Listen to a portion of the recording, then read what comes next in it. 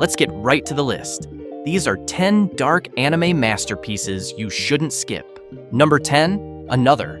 A transfer student enters class 3 and immediately senses that something is wrong. The way classmates avoid eye contact, the way teachers choose their words, the way an eye patch girl sits as if the room has agreed not to see her, everything communicates a secret that adults refuse to address. Another works because it treats rumor and superstition as social contracts. Once a community chooses denial, the cost is paid by anyone who asks the wrong question out loud. The deaths are memorable.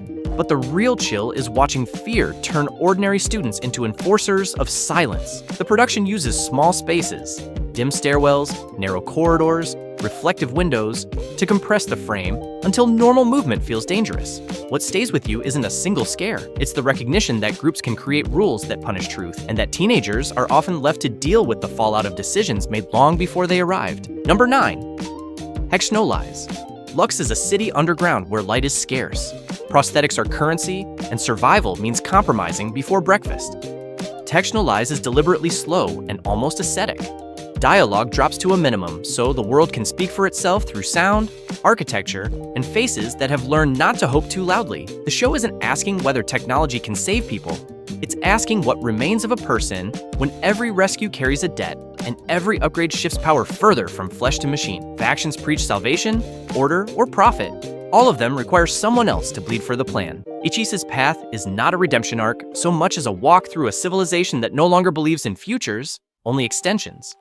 When it reaches its final movement, the series refuses comforting answers and forces you to consider whether a society can die with dignity. Number 8, Drifters.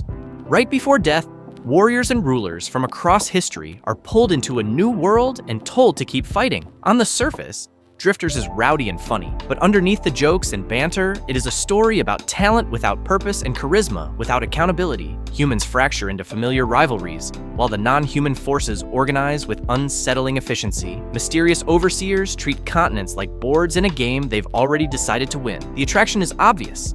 Clever maneuvers, Clash of Legends energy, momentum that rarely stumbles. But the darkness comes from the bill that arrives after victory. Who rebuilds? Who pays? Who gets written out of the story because their hero wasn't on the winning side? Drifters is fun, often very funny, and then suddenly sharp. It makes you cheer, and then it makes you ask what your cheers were buying. Number 7. Monster. Dr. Kenzo Tenma saves a young boy's life because a doctor's duty is clear. Years later, he learns what that choice unleashed. Monster is a triumph of patience, a thriller that respects silence, trusts memory, and lets motive accumulate through careful conversations. The settings feel lived in rather than staged. Minor characters arrive fully formed and leave you worried for them long after the scene ends. Its antagonist is terrifying, not because he shouts, but because he understands people and knows exactly which promise, memory, or desire will move them. Tenma's journey becomes a study in ethical weight. If you did the right thing and the result was unspeakable, what do you owe the world next? The show refuses melodrama in favor of consequence, and by the time it reaches its final questions, you're prepared for answers that hurt precisely because they make sense. Number 6. Paranoia Agent.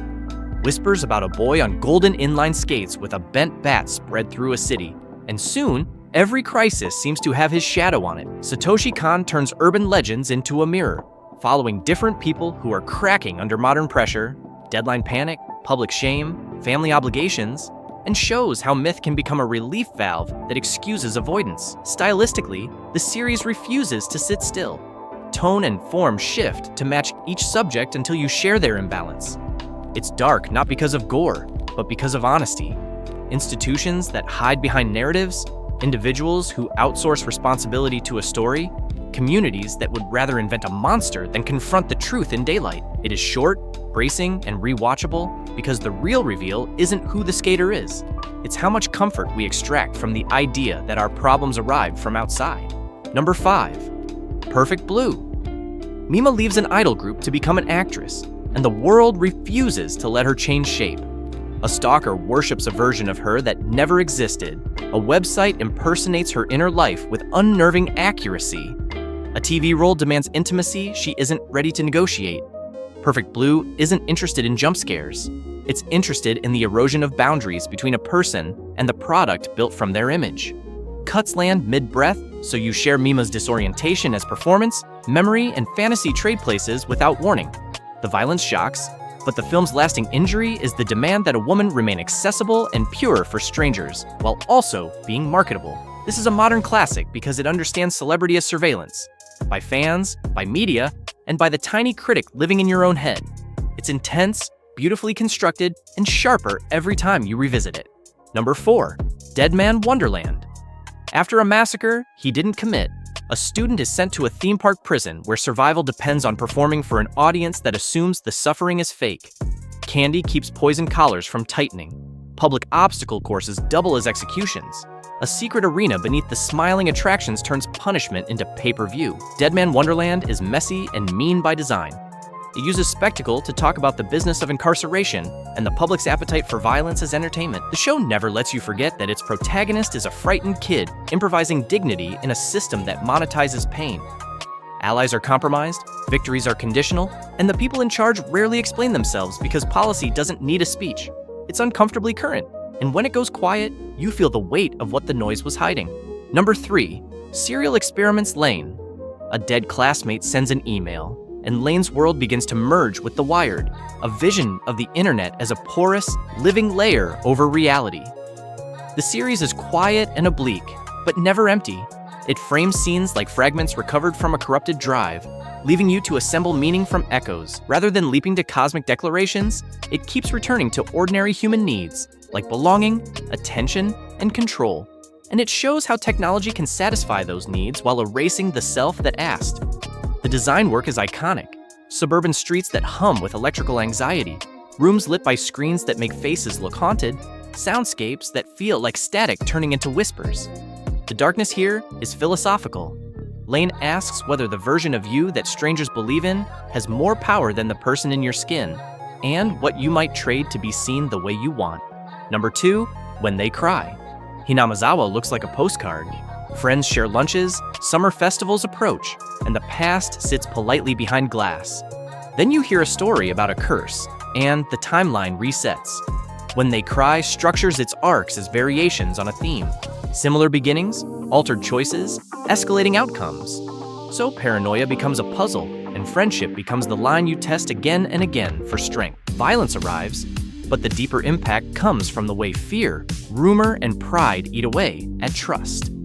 As the rules underneath the blood reveal themselves, the series becomes a story about community trauma and the courage required to break habits that have been ritualized into identity.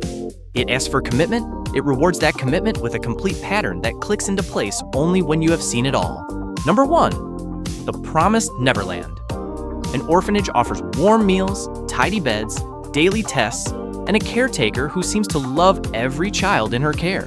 One night, a truth is discovered that turns that love into a mask, and the story shifts into a strategy thriller about kids who must think 5 moves ahead without the luxury of strength. The Promised Neverland is terrifying because it treats trust as a mechanism and innocence as a resource to be harvested. Emma, Norman, and Ray learn quickly not because the script needs prodigies, but because time is short and mistakes are terminal. The tension comes from planning rather than fighting, from reading adult behavior rather than overpowering it, and from walking quietly in a place that rewards noise.